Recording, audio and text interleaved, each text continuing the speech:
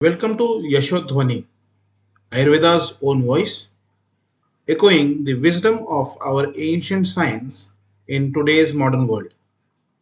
In a time where health is often misunderstood and quick fixes dominate, Ayurveda is not just relevant but an essential tool. And that is why Yashodhwani was born. To reconnect every individual across India with the true essence of holistic living. Our mission is simple yet powerful, to take Ayurveda to each and every home in a language that everyone understands. Through this channel, we will be sharing authentic Ayurvedic knowledge, practical health guidance, classical insights, and clinical wisdom in both Hindi and English so that no one is left behind. Whether you're a student, a practitioner, or someone seeking a healthier life, Yashodhwani is your space to learn, grow, and rediscover balance. Let this be more than just a channel. Let this be a movement. Yashodhwani, Ayurveda's own voice. In the coming weeks on Yashodhwani, we are honored to bring you the words of wisdom of Dr. Y.G. Joshi sir, a true stalwart of Ayurveda. A teacher at heart, he dedicated his entire life to reaching students and guiding anyone who wished to truly understand Ayurveda. His vision was clear: to make Ayurveda accessible, practical, and meaningful for every learner. Loved deeply by generations of students, his teachings continue to inspire everyone even today. Dr. Yogozoshi sir belonged to a proud lineage of Ayurveda, a second generation Ayurvedic practitioner who mastered not only the art of clinical practice but also the intricate skills of medicine preparation and precise diagnosis, even in the most challenging conditions for Ayurveda. On 1st of May 2022, he left his mortal journey, but his legacy continues to guide us even today. Today, that legacy lives on through his daughter Vaidya Mrunmay Kashikar, a third generation Ayurvedic practitioner, and his grandson Vaidya Rohit Kashikar, a fourth generation practitioner who continue to carry forward the Yago Parampara with dedication and responsibility. Their shared vision is simple yet profound: to ensure that Dr. Joshi sir's wisdom, clinical approach, and authentic Ayurvedic practices are preserved and made accessible for every student and practitioner. Yashodhwani is one such heartfelt initiative. Created in collaboration with Yashovijay Panchakarma Clinic to bring his teachings, insights, and unique style of Ayurveda to learners across the country. This is not just about remembering a legend, but also continuing his work. Welcome to Yashodhwani, Ayurveda's own voice. Thank you and enjoy. प्रिय आयुर्वेद स्नातक, चिकित्सक तथा जिज्ञासु, आज Ayurveda in general practice इस विषय पर मैं कुछ बातें आपसे करना चाहता हूँ। पिछले 50 से अधिक साल तक मैं आयुर्वेद की प्रैक्टिस कर रहा हूँ। आयुर्वेद का अध्यापक रह चुका हूँ। विद्यार्थियों के साथ नजदीक से संपर्क भी आया है। विद्यार्थियों के मन में आयुर्वेद सीखते समय जो आशंकाएं रहती हैं, जो प्रश्न रहते हैं, जो सवाल रहते हैं, वो भी मैं अच्छी तरह से जानता था और इसीलिए अनेक जगह मैंने कॉन्फ्रेंस में या सभाओं में मेरे विचार प्रकट किए थे आयुर्वेद इन जनरल प्रैक्टिस इस विषय पर, क्योंकि आयुर्वेद का अध्यापन जो विद्यालयों में महाविद्यालयों में किया जाता है उससे जनरल प्रैक्टिस में कुछ अलग ही करना पड़ता है। उससे विद्यार्थी परिचित नहीं होते और प्रैक्टिस में शुरू में तो उनको बहुत सी कठिनाइयां प्राप्त होती है। आप जब आयुर्वेद सीखते हैं, जब एक एक रोग का जब अध्ययन करने लगेंगे, तब आपको ध्यान में आएगा कि एक ही व्याधि के लिए अनेक कल्प ग्रंथों में वर्णित हैं, मगर इन कल्पों का कब किस प्रमाण में किस अवस्था में उपयोग करना चाहिए, यह बात थोड़ी सी अलग ही रहती है। अपने व्यवहार में, प्रैक्टिस में आप इतने द्रव्य तो रख नहीं सकते हैं। कुछ द्रव्यों की सहायता से, कुछ कल्पों की सहायता से आपको चिकित्सा करनी पड़ती है। ऐसे समय में मैं कौन से कल्प उपयोग में लाता हूं, क्यों लाता हूं, किस मात्रा में उसका उपयोग करता हूं, किस अवस्था में उसका अधिक उपयोग होता है, इसके बारे में विवेचन करना आवश्यक रहता है। आयुर्वेद के बारे में कहना हो तो मेरे दो गुरु प्रमुख, एक तो मेरे पिताजी, बचपन से पिताजी के साथ जब रहता था, वो वैद्य ही थे, आयुर्वेद की प्रैक्टिस करते थे निपाणी बेलगाम डिस्ट्रिक्ट में, वहां उनकी प्रैक्टिस थी। उस समय मैं देख रहा था कि अन्य वैद्यक शास्त्रों में जिनको असाध्य कहा गया था, ऐसे रोगी भी आयुर्वेदीय चिकित्सा से कितने अच्छी तरह से ठीक हो जाते हैं, यह प्रत्यक्ष अनुभव लिया था। इतना ही नहीं तो केवल आयुर्वेदीय चिकित्सा करने से आपकी प्रैक्टिस कितनी अच्छी चल सकती है, यह भी मैंने देखा था। तो बचपन से ही मेरे मन पर संस्कार थे कि मुझे आगे चल करके आयुर्वेदीय चिकित्सक ही बनना है। ये मेरे पहले गुरु जिन्होंने मुझ पर आयुर्वेद के संस्कार किए। आयुर्वेद की शिक्षा लेते समय पोस्ट ग्रेजुएशन के लिए मैं जब जामनगर पहुंचा, तब मुझे वैद्य मामा गोखले इनका शिष्यत्व प्राप्त करने की संधि उपलब्ध हुई। मामा गोखले, भास्कर विश्वनाथ गोखले ये उनका नाम, मगर परिचित थे तो वैद्य मामा गोखले इस नाम से ही।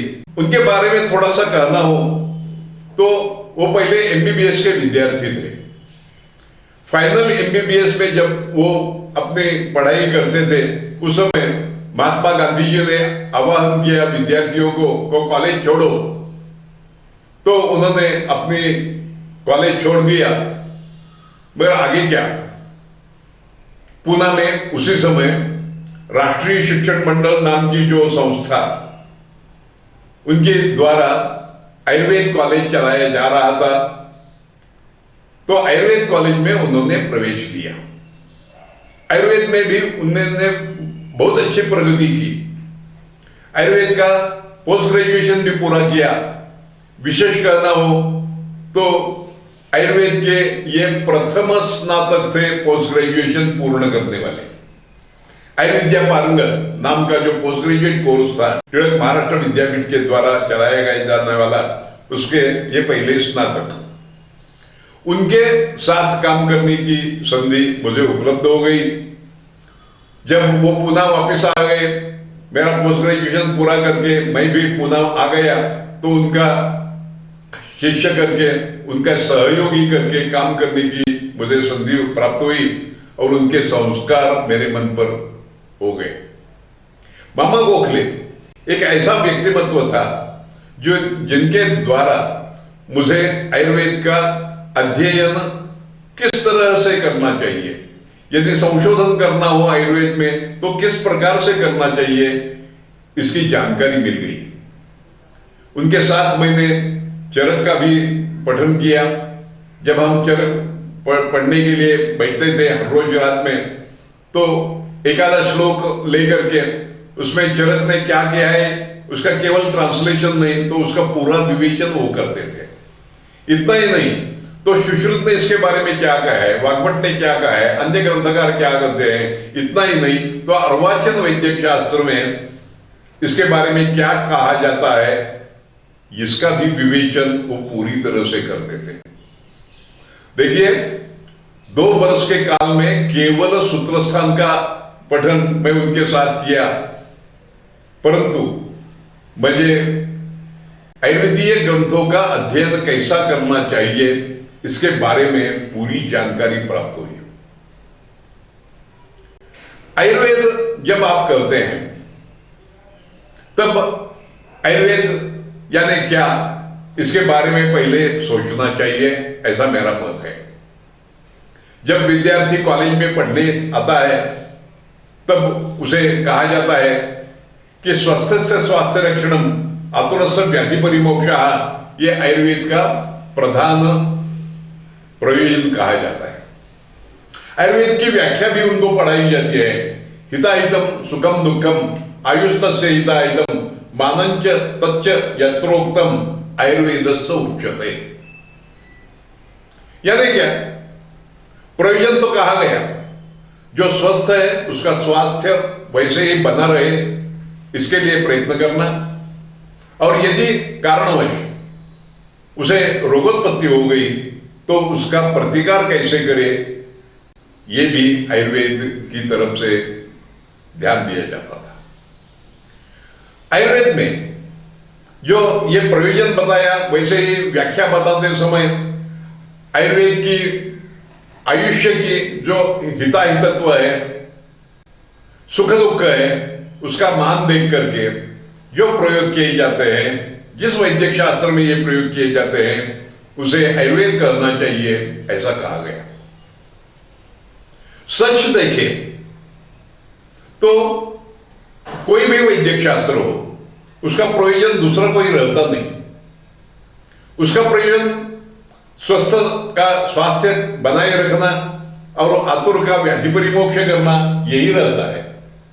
फिर वो एलोपैथी हो, नेचुरोपैथी हो, होम्योपैथी हो, prevention medicine is given that. फिर आयुर्वेद की विशेषता क्या? उन शास्त्र की दृष्टि से देखा जाएगा तो आयुष्य का हिताहित यही देखा जाता है, सुख दुख का विचार किया जाता है और चिकित्सा की जाती है। इस व्याख्या के अनुसार यदि आप कहें तो क्या सभी शास्त्रों को आप आयुर्वेद कहेंगे? यह व्याख्या तो एलोपैथी को भी लागू होगी, किसी भी वैद्यक शास्त्र के लिए यह व्याख्या होगी, फिर आयुर्वेद यानी क्या?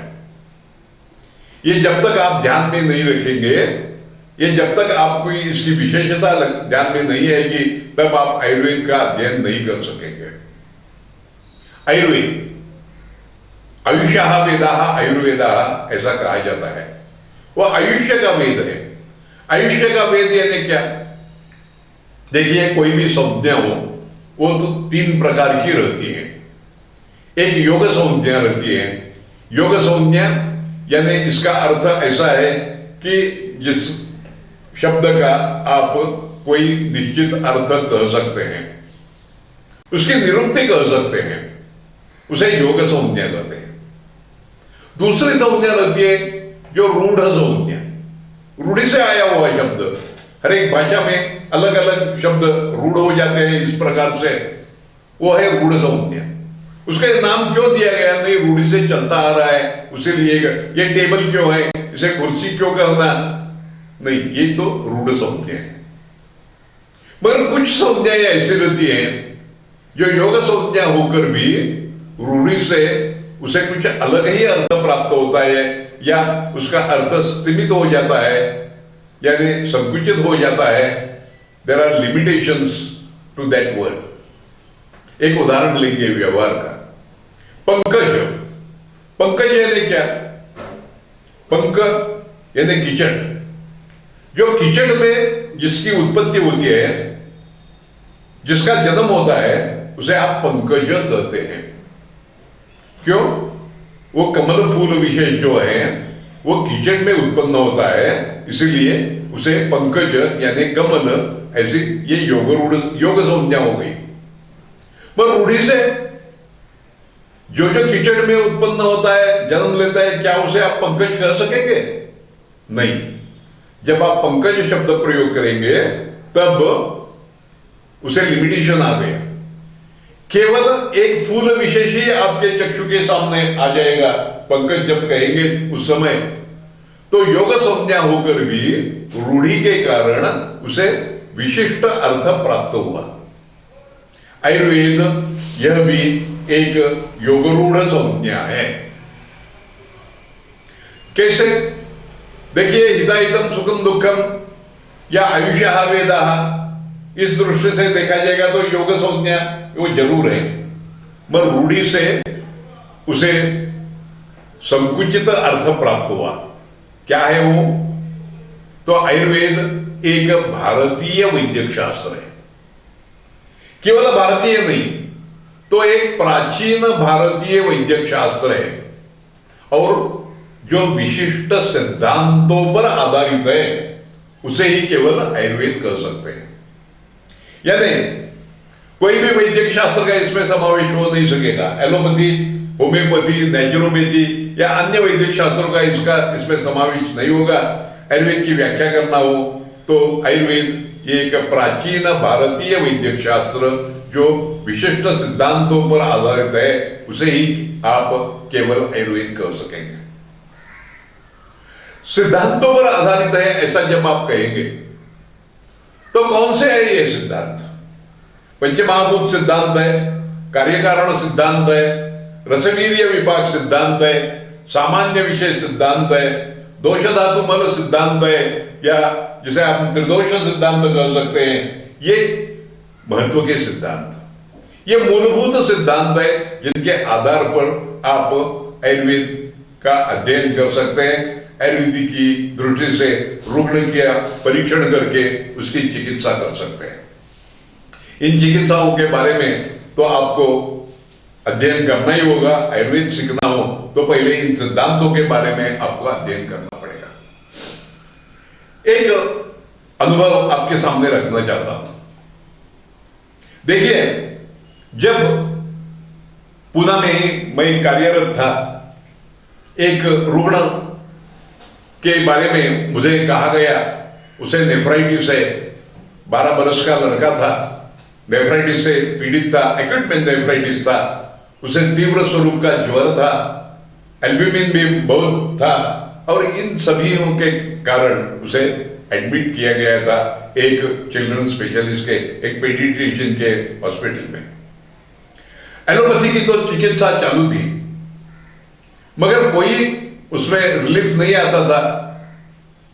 ऐसे समय में मुझे बुलाया गया, क्या आप इसे कोई आयुर्वेदीय चिकित्सा दे सकेंगे?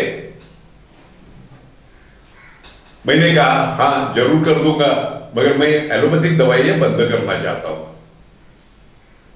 डॉक्टर बोले ऐसा क्यों? तो मैंने आपने जो दवाई दे रही है, रिपोर्ट तो दिखते हैं कि he is resistant to all, फिर देने में क्या फायदा है? मैं नहीं देना चाहता हूं ऐसे समय में। तो डॉक्टर बोले कि देखिए, रुग्ण की कंडीशन तो अच्छी नहीं लगती है मुझे, आप अपनी चिकित्सा शुरू कर दीजिए एलोपैथिक बंद, मगर मेरी भी एक उसमें अर्थ है। क्या है? तो ये रुग्ण मेरे ही रुग्णालय में रहेगा, यदि जरूरत लगे तो मुझे एलोपैथी की दवा की देने की परमिशन चाहिए। मैंने कहा हाँ जरूर। यद्यपि मैं आयुर्वेदीय चिकित्सक के रूप में यहां आया हूं, तो I am not for Ayurveda. Nobody should be for Ayurveda, allopathy और homeopathy. He should be for his patient. Patient के लिए, रुग्ण के लिए आवश्यक चिकित्सा, फिर वे आयुर्वेद की हो, एलोपैथी की हो, जो फायदेमंद हो उसका ही प्रयोग करना चाहिए, यही मेरा मत है। तो यदि फायदा नहीं हुआ, लाभ नहीं हुआ, तो आप जरूर उसे फिर से एलोपैथिक चिकित्सा शुरू कर सकते हैं। उसको मैंने चिकित्सा शुरू कर दी, मेरी अपेक्षा के अनुसार वो जल्दी ठीक भी हो गया। क्या दवाई दी थी ये तो बाद में जब मैं चिकित्सा के बारे में, हर एक रोग के बारे में आपके सामने रखूंगा, उस समय तो विस्तार से आपके सामने विवेचन करने ही वाला हूं। और रुग्ण ठीक हो गया। कालांतर में वो उन पेडियाट्रिशियन ने मुझे फोन किया कि डॉक्टर साहब वैद्यराज जी, हमारे जो पीडियाट्रिक एसोसिएशन है उनमें आपका लेक्चर चाहिए हमें, कुछ विशेष डिसीजेस और उनकी ट्रीटमेंट। मैंने कहा मैं नहीं देना चाहता। बोले क्यों? आपको तो लेक्चर देने में रुचि रहती है, ऐसा मैंने सुना है। मैंने कहा ठीक है, परंतु मुझे क्वैक्स तैयार करने नहीं है।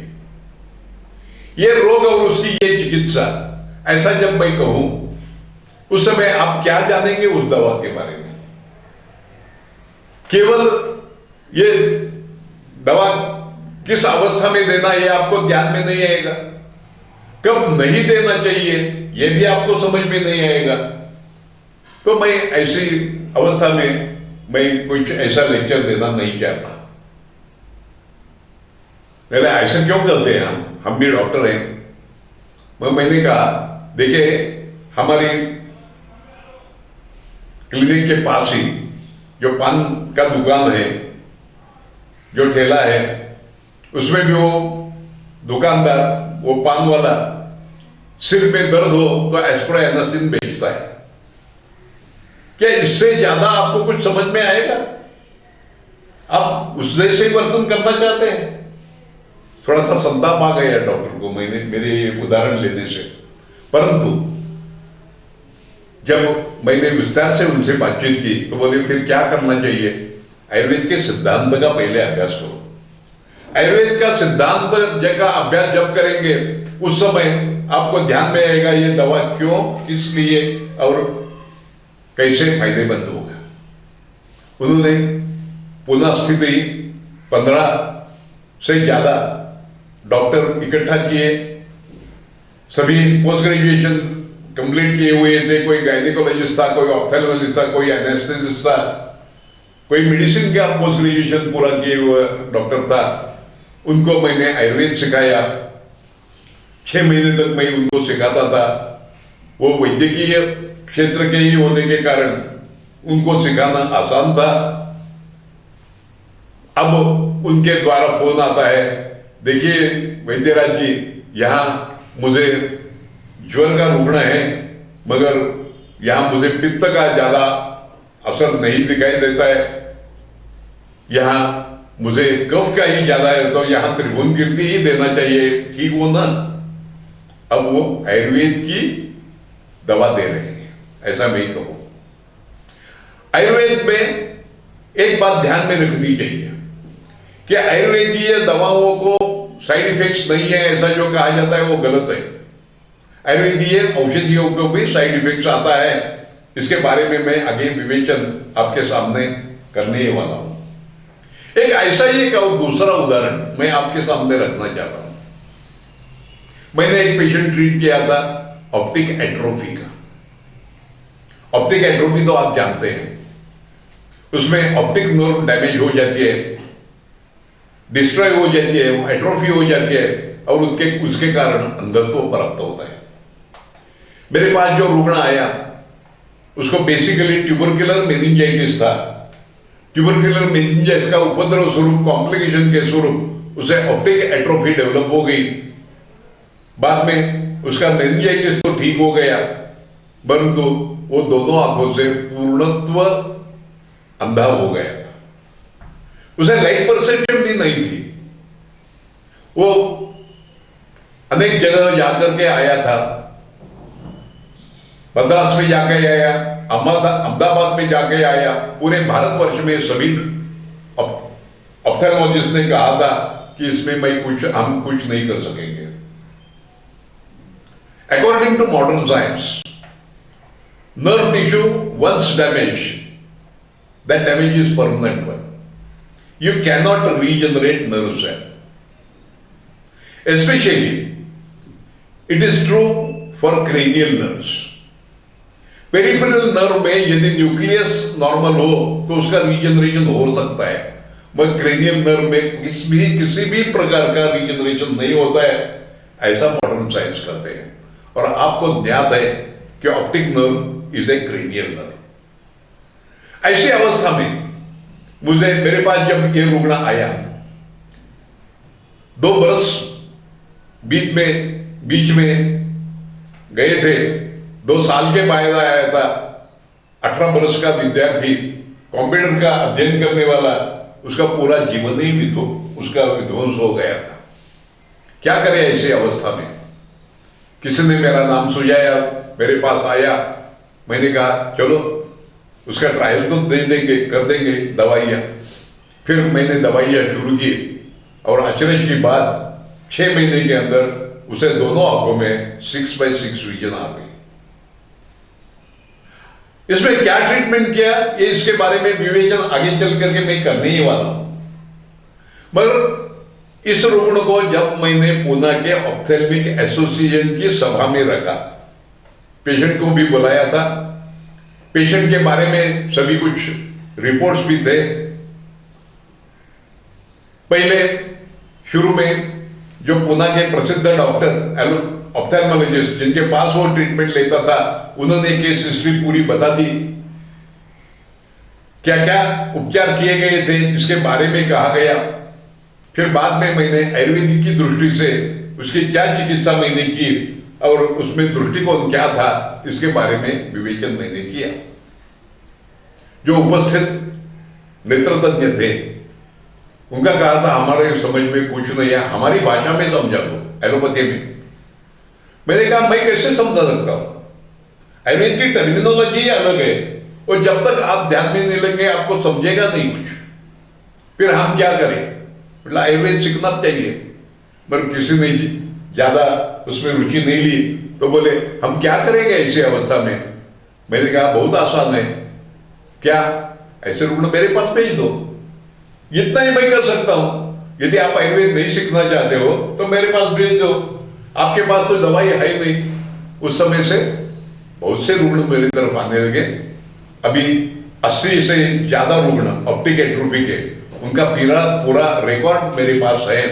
उनकी फंडोस्कोपी की गई है, फंडल फोटोग्राफ्स लिए हैं, नर्व कंडक्टिविटी भी की गई है और उनको 99% रुग्णों में उनमें लाभ दिखाई दे रहे हैं। एक ही रुग्ण में केवल मुझे लाभ नहीं दिखा सका मैं, वो वृद्ध था, बहुत दिन से उसे ये बीमारी थी।